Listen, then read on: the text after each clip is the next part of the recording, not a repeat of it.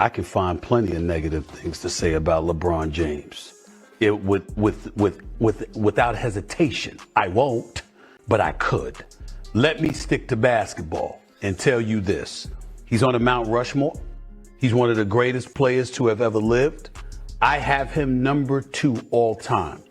But I appreciated and respected your take, Will Bond, on Get Up earlier when you talked about Kobe needing to be in that conversation. Kareem needing. But forget the rankings for a second. We have a massive situation. Don Nelson just dropped a nuclear bomb on LeBron's entire legacy, and the shockwaves are tearing through the NBA. This wasn't a gentle critique. The Hall of Fame coach didn't just cross the line, he obliterated it. He called the Kings' career manufactured. He called it media-driven. He basically looked at the GOAT debate and asked if LeBron even bought a ticket.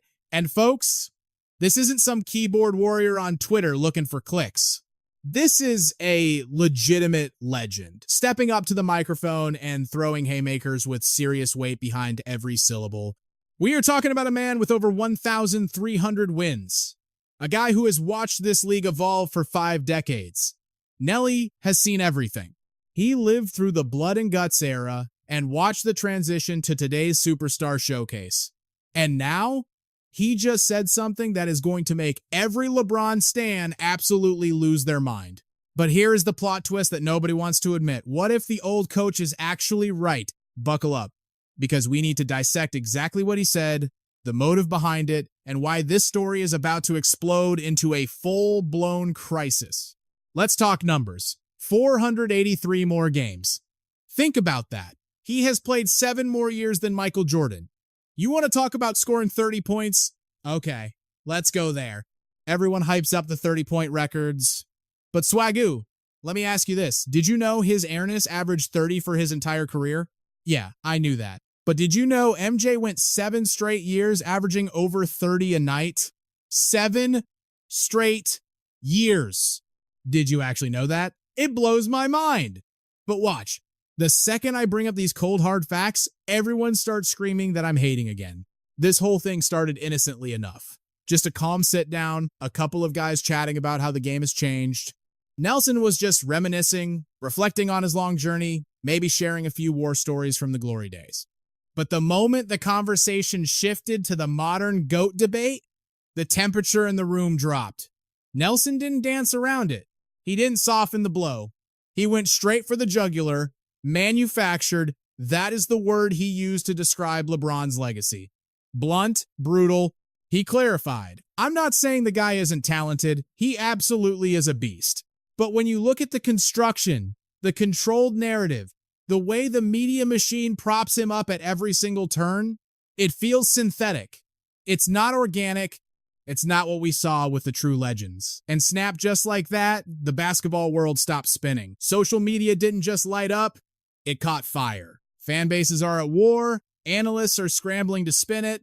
But before you jump into the comments calling Nelson a bitter old hater, let's get one thing crystal clear. This isn't Skip Bayless trying to trend on a Tuesday. This isn't some washed-up bench warmer begging for 5 minutes of fame. This is Don Nelson, Hall of Famer, 1,335 career wins. The man has been collecting paychecks in the NBA since the 1960s. He schemed against Larry Bird. He battled Magic Johnson. He went toe-to-toe with Michael Jordan in his prime. When a resume like that speaks on greatness, you don't scroll past it. You shut up and listen. And what makes this deafening is the timing. Here we are in early 2025. LeBron is still active, still padding the stats, still curating his story with polished interviews and perfectly lit documentaries. For over 2 decades, he has sculpted this image with the precision of a surgeon. And then Nelly walks in with a sledgehammer and cracks the whole facade with one word: manufactured. We know he said it. That's not the question. The real question, the one that keeps you up at night, is this. Can anyone actually shut him down with cold hard facts? Can you prove him wrong? Jordan fans, I see you. You guys are the best. Today, we are asking, is this the beginning of the end for the LeBron James GOAT narrative? But hold up. Before we dive into the deep end, I want to welcome back the Roosters from last week. Good to have you back in the coop. And joining us on the mic, we've got the one and only AO. What is going on, sir? How are we feeling? Good morning. Shout out to the global squad tuning in. The chat is moving. So let's get to it. What exactly does he mean by manufactured? That single word has the fan base in a civil war. Nelson broke it down into 3 main points, and let me tell you, each one hits harder than a Mike Tyson uppercut. Round 1, the super team era. Nelson didn't sugarcoat a thing. In his eyes, LeBron didn't just happen to join strong teams. He treated franchises like fantasy squads, reshaping entire rosters to fit his personal vision. He strategically positioned himself next to other superstars to stack the deck. Nelson explained, that isn't leadership. At least, not the way we understood it back then. That's not what Bird did, that's not what Magic did, and you better believe that is not what Jordan did. Look at the timeline, folks. When LeBron hit a wall in Cleveland the first time, he didn't climb it. He left. He took his talents to South Beach to join Dwayne Wade and Chris Bosh, 2 made men. That decision didn't just shift the power balance, it changed the DNA of the league overnight. Then, when the tires went bald in Miami, he came home to Cleveland. But notice the timing. He only returned when they had Kyrie Irving and enough assets to flip for Kevin Love. And when that book closed, Hollywood called. He went to LA, and 5 minutes later, the Lakers gutted their young core to pair him with Anthony Davis. It's a pattern, people. Every single move, calculated. The entire landscape, bent to his will. That is the Nelson angle, and let me tell you, it is sharp, it is simple, and it cuts right through the noise.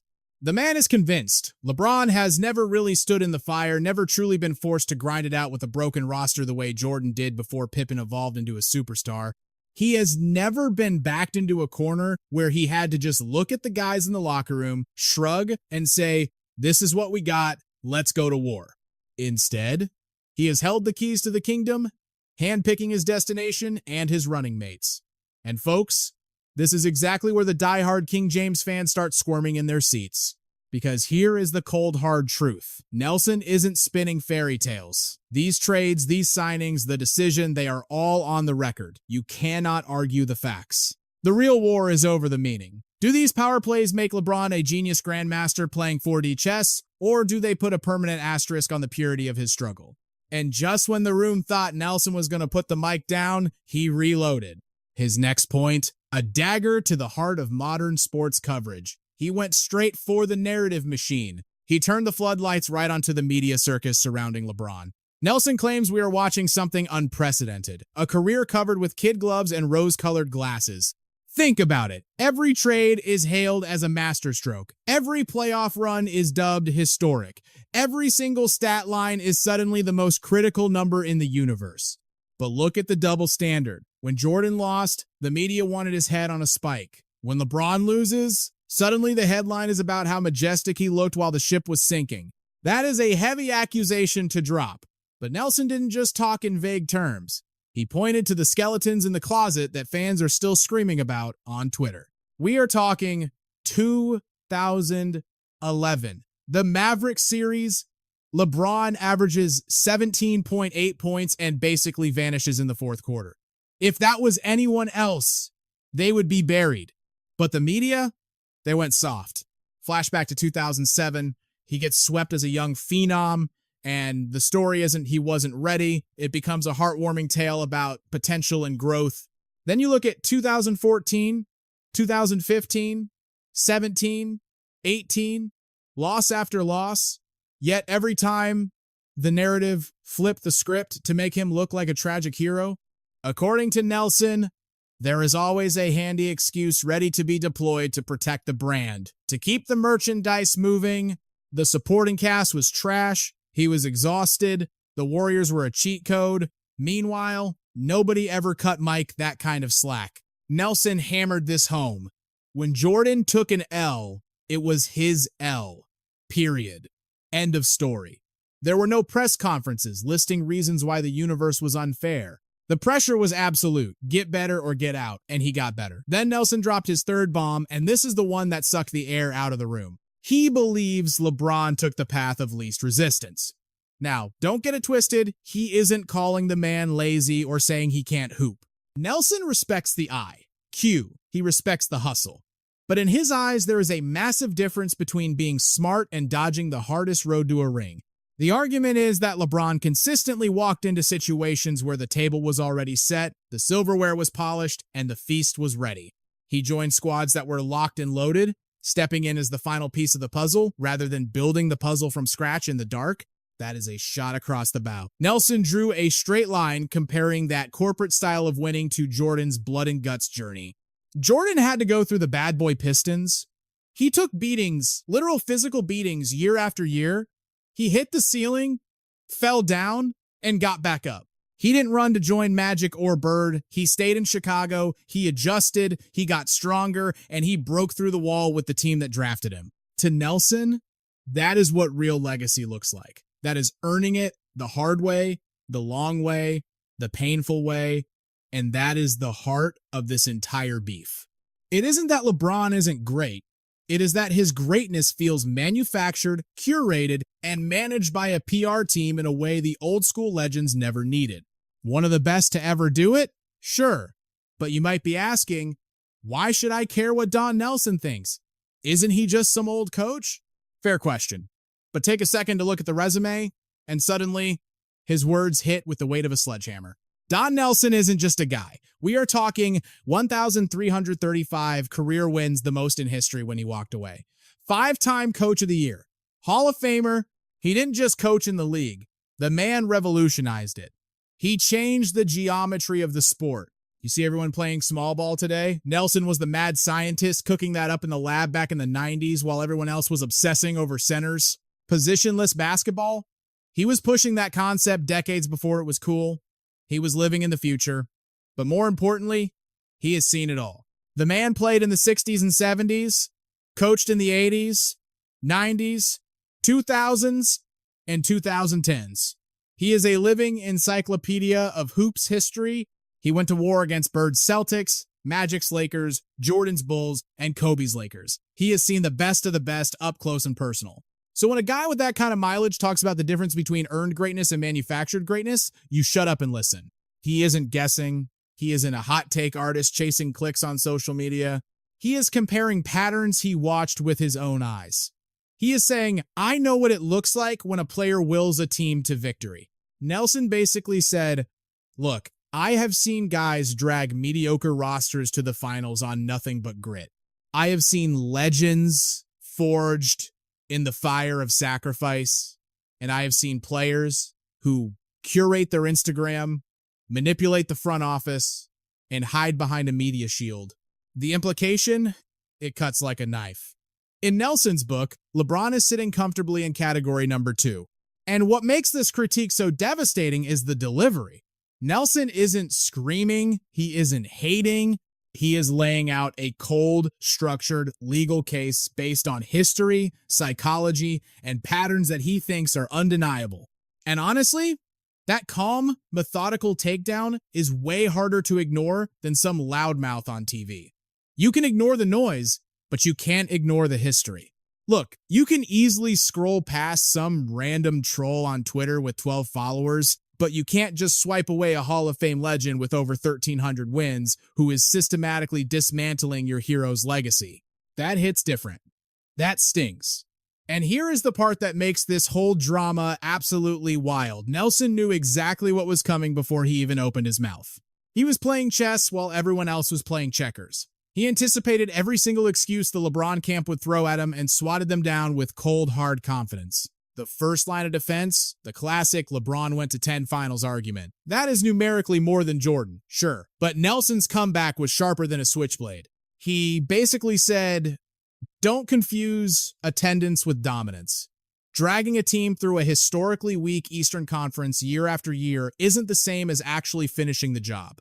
Jordan went 6 times and bought 6 rings. No Game 7 heartbreaks, no runner-up speeches. LeBron has punched his ticket 10 times and walked away empty-handed in 6 of them. Nelson essentially looked at the camera and asked, are we hanging banners for championships, or are we handing out participation trophies for second place? Then he twisted the knife. Let's have an honest conversation about those legendary Eastern Conference runs. Who was really standing in the Kings' way? The Big Three Celtics were on their last legs, practically walking with canes. The Pacers were scrappy but never truly scary. And the Raptors, Come on, they had a mental breakdown every time they saw a jersey with the number 23 on it.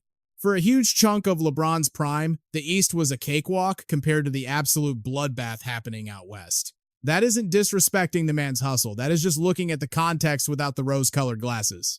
Then comes defense number 2. LeBron dragged terrible rosters to the promised land. A heroic narrative, right? Well, Nelson wasn't buying a single stock in that story. He posed a brutal question. Was it truly carrying a team, or was it just feasting on a playoff bracket that was softer than Charmin? Because here is the ugly truth. When LeBron finally ran into elite, dynasty-level squads in the finals, he didn't just lose. He often came up short when the lights were brightest.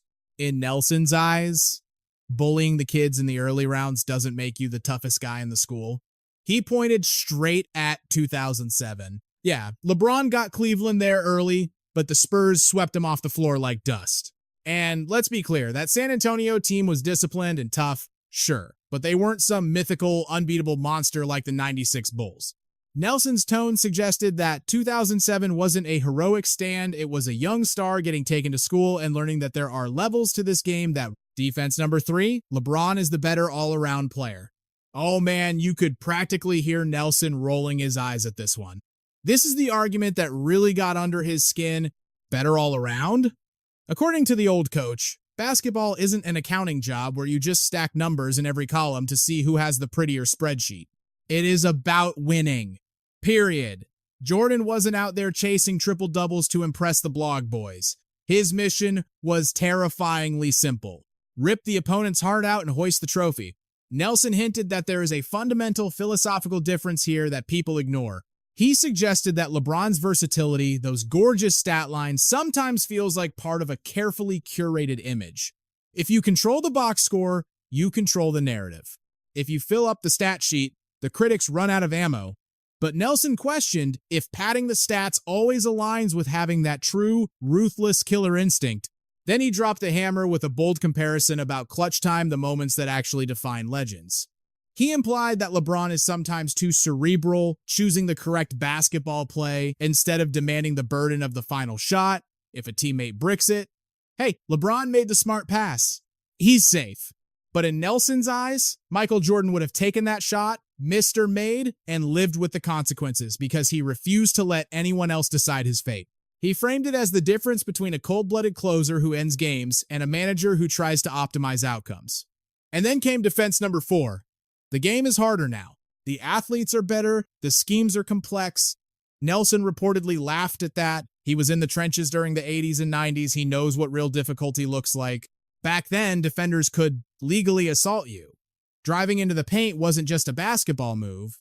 It was a health risk. You didn't get a whistle. You got a bruise. Night after night, the stars of that era took a physical beating that would send today's players straight to load management, and they just kept coming. Nelson wasn't trying to call modern players soft, but he was definitely challenging the idea that the past was the minor leagues.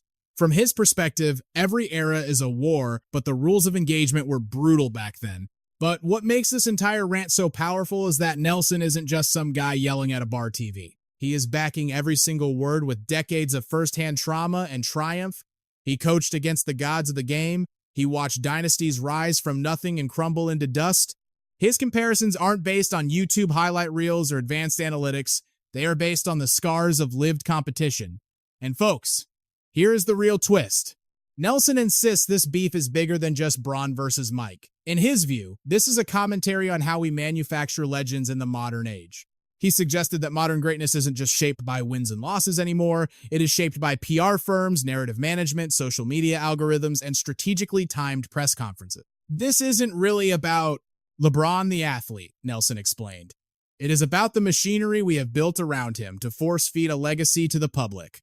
According to Nelson, perception now moves faster than performance. The story travels around the world before the game is even over. Partnerships with major networks, production companies, and loud media voices can amplify the glory while quietly sweeping the failures under the rug. He referenced LeBron's business empire, his media grip, and the massive platforms that seem dedicated to highlighting only the most flattering angles of his career. The message was loud and clear. In Nelson's eyes, today's superstars aren't just hoopers. They are competing in the narrative space, fighting for control of history itself. And when your legacy is being shaped by both buckets and branding, the debate over what is truly earned on the hardwood becomes louder and messier than ever. When you control the media, you control your story, Nelson basically said, making it crystal clear that LeBron has played that game better than anyone in history. I'll give him credit for that, he admitted almost with a smirk. But then came the final blow. Let's not confuse being a master of public relations with being the greatest basketball player of all time. That line, that wasn't just shade, that was an eclipse.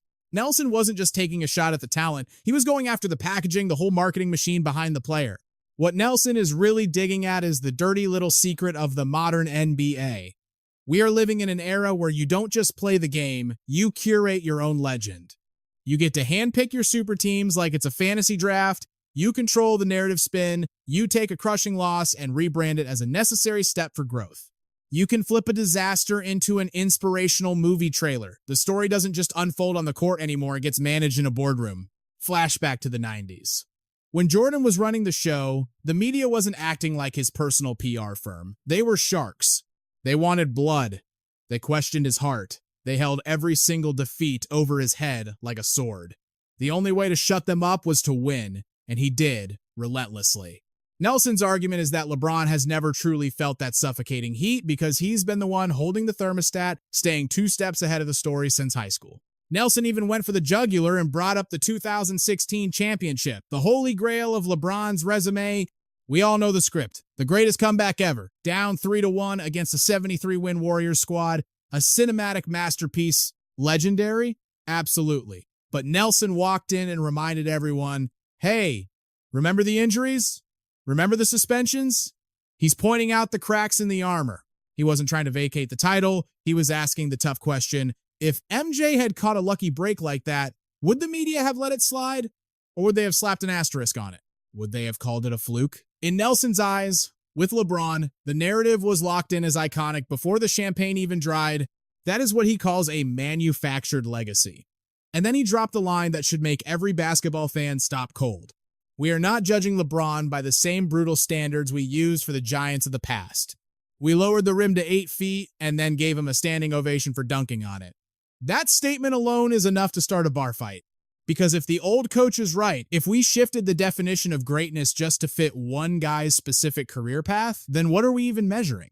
Rings, longevity, stats, the brand, the influence.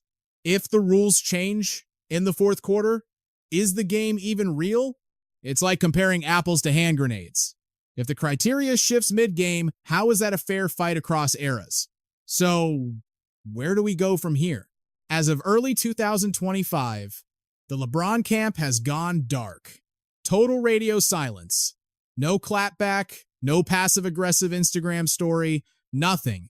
And in a world driven by 24-hour news cycles, that silence is screaming. If Nelson was just a crazy old man ranting, you'd expect a swift execution. The advanced stats would be flying, the analysts would be breaking down the tape to prove him wrong. The King's Guard on Twitter would be flooding the timeline with defense threads. Instead, the debate is just sitting there, growing like a wildfire. And the longer the king ignores the jester, the more the court starts wondering if the jester has a point. Sure, some media heads tried to run interference. They tried to label Nelson as old school or out of touch, but that angle doesn't really stick when you look at the man's credentials. Over 1,300 wins. Decades in the trenches. He didn't watch the history of the game on YouTube, he was in the huddle. This isn't some blogger guessing from his mom's basement. This is a guy who lived it. And here is the cold reality. Nelson didn't invent the numbers. He didn't rewrite the history books. He didn't lie about the roster shakeups or the finals records. He offered a perspective earned through blood and sweat, a perspective that challenges the polished, airbrushed version of greatness we've all just accepted. And now the basketball world feels split down the middle. You've got fans cheering Nelson, saying he finally said the quiet part out loud. Then you have the defenders screaming that adapting to the era is a skill, not a cheat code. But very few are actually looking at the substance of the argument. Everyone is emotional, but long-term, what does this do to the legacy? Does it leave a dent? We don't know the final score yet, but the vibe has definitely shifted. The conversation feels heavier now. People are starting to ask if player empowerment was just a fancy word for ring chasing. People are looking at the media machine differently. Fans are asking if we are watching basketball or if we are watching a 20-year marketing campaign. 2 decades from now, how does this movie end? Will LeBron be the undisputed GOAT, or will he be remembered as the greatest CEO the league ever produced? Will we count the championships, or will we count the number of jerseys he had to wear to get them? Will the stats shine the brightest? Or will the critics point to the moments where the numbers mattered more than the wins? Don Nelson didn't just criticize a player. He planted a seed of doubt. And once doubt gets into a legacy debate, you can't just weed it out. The question echoing in every arena is simple. Is Don Nelson speaking gospel, or is this just an old soldier who misses the old wars? Now, I want to hear from you guys. Get in the comments and let me know. Keep it respectful, but let's have a real hoop talk about this. If this breakdown got your blood pumping, smash that like button, subscribe to the channel, and share this with your buddy who swears he knows everything about ball. I'll catch you guys on the next tip-off.